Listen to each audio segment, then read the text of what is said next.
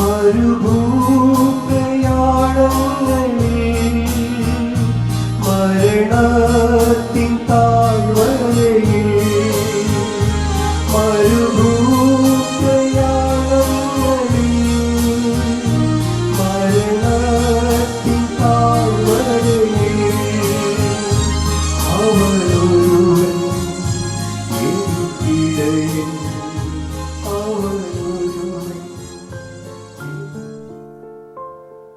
ദൈവനാമത്തിന് മഹത്വമുണ്ടാകട്ടെ.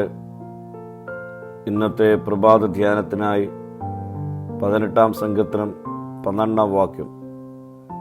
അവൻ്റെ മുൻപിലുള്ള പ്രകാശത്താൽ ആലിപ്പഴവും തീക്കനലും അവൻ്റെ മേഘങ്ങളിൽ കൂടെ പൊഴിഞ്ഞു.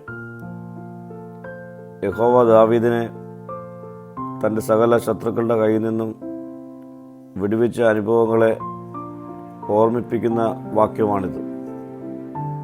ദാവീദിനു വേണ്ടി യുദ്ധം ചെയ്ത യഹോവ തൻ്റെ മിന്നലിനെ അയച്ച് ആലിപ്പഴവും തീക്കനലും അവൻ്റെ മേഘങ്ങളിൽ കൂടി അയച്ച് ശത്രുവിനെ പരിഭ്രമിപ്പിക്കുന്നു.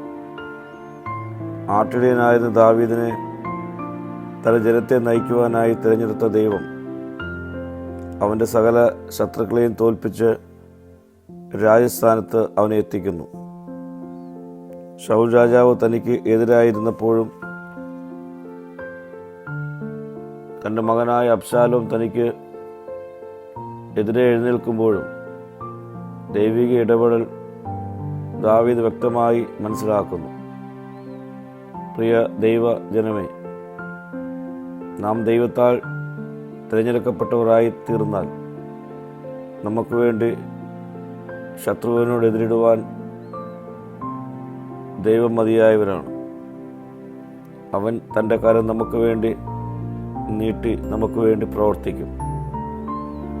ദാവീദിന് വേണ്ടി പ്രവർത്തിച്ച ദൈവം ഈ നാളുകളിൽ നമുക്ക് വേണ്ടി പ്രവർത്തിക്കുവാൻ ശക്തനാണ്.